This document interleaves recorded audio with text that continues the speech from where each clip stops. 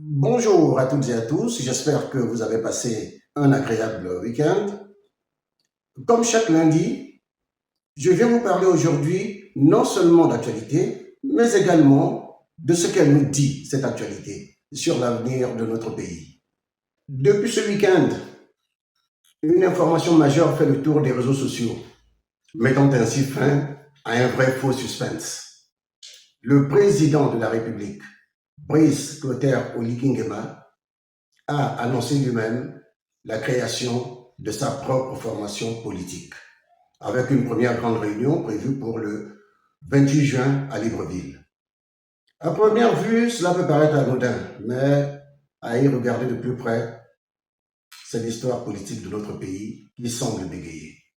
Souvenons-nous, en 1968, Albert Bernard Bongo, devenu Omar Bongo par la suite, crée le Parti démocratique gabonais, le PDG.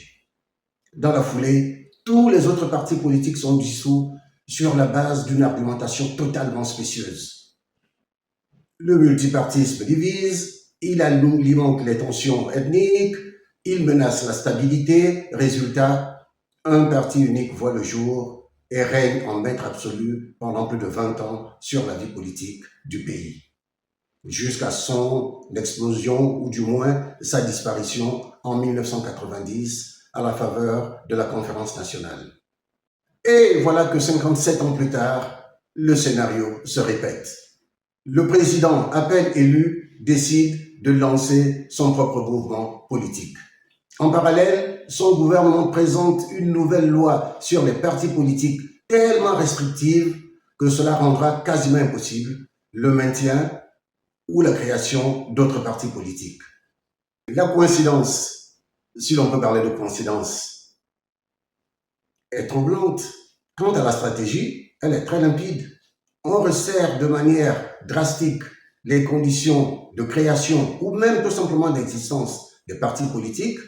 Pendant ce temps, on travaille tranquillement à la mise en place d'un grand parti présidentiel qui va attirer les anciens, recycler les transhumants, récupérer les transfuges, tout en affaiblissant, évidemment, ce qui reste d'opposition.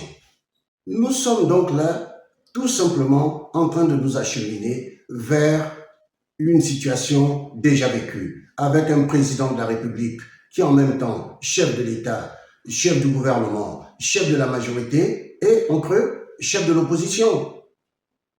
Alors, dans une telle configuration, il faut malheureusement se rendre à l'évidence. Nous ne sommes plus en démocratie, mais dans une ridicule mise en scène démocratique où la pluralité n'existe que sur le papier. C'est pourquoi je le dis clairement aujourd'hui. Ce qui est en train de se préparer sous nos yeux ressemble à une reconstruction sournoise du parti unique et nous devons avoir le courage de le dénoncer avant que ce ne soit trop tard. C'est cela aussi notre responsabilité politique. Mesdames et messieurs, merci pour votre écoute et je vous dis à lundi prochain pour un nouveau point de vérité, de mémoire et d'action.